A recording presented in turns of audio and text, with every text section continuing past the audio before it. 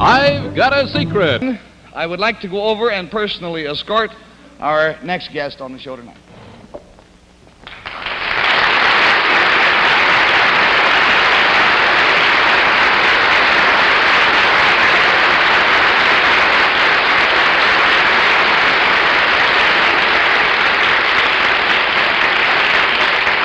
There you go. Now then, sir. Will you tell our panel, please? Let's get in a little closer. Do you mind if I pull you in, sir? There we go. Will you tell our panel, please, what your name is and where you're from? My name's Samuel J. Seymour. I'm from Maryland.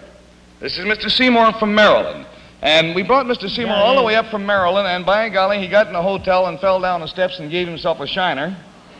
And we urged him not to come on the show tonight, as a matter of fact, and finally got in touch with his doctor, and the doctor said it was up to Mr. Seymour. Mr. Seymour said he wouldn't miss it. So here he is, and feeling apparently pretty well.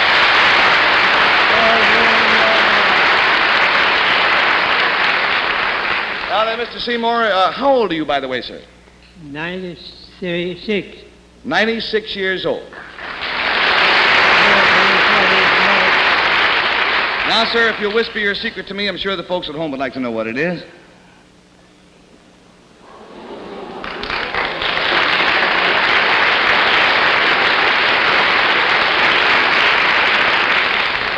Well, now to help classify his secret, I will tell you it concerns something that he witnessed. And Bill Cullen, we'll start with you. Something that he saw happen. This thing that Mr. Seymour saw, does it have historical significance? Does this have historical significance, Mr. Seymour? I would say yes, wouldn't you, sir? I can't hear him very good. You have to tell me what it is. Yeah, there's quite a distance between our desks here. Let's all speak up, huh? Does it have political significance?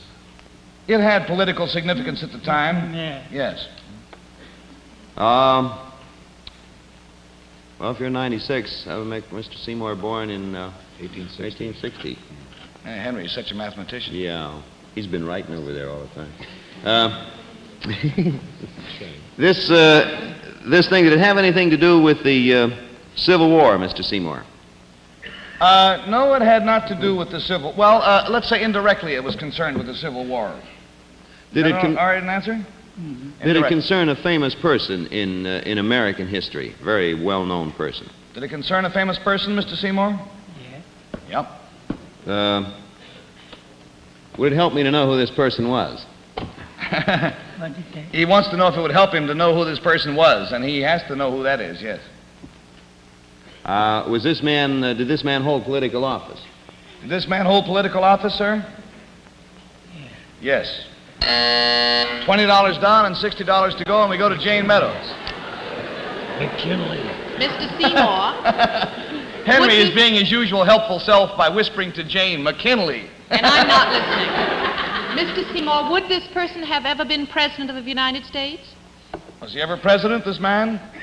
Oh, I think he was once. Would He it was. have been Abraham Lincoln? It was Abraham Lincoln, yes. You witnessed something to do with Abraham Lincoln. Was this a pleasant thing? Was it a pleasant thing you saw, sir? Not very pleasant, I don't think.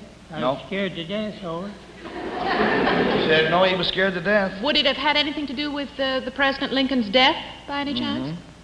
Unfortunately, yes. Did Mr. Seymour witness the shooting of President Lincoln?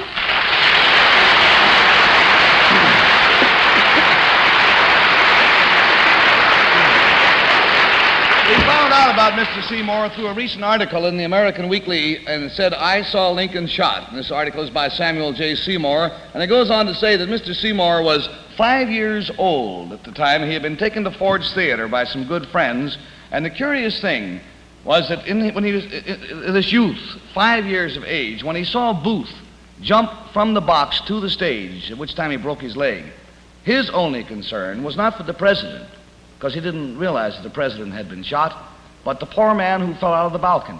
And that's all of his memory is of going to the theater and seeing a man fall out of the balcony.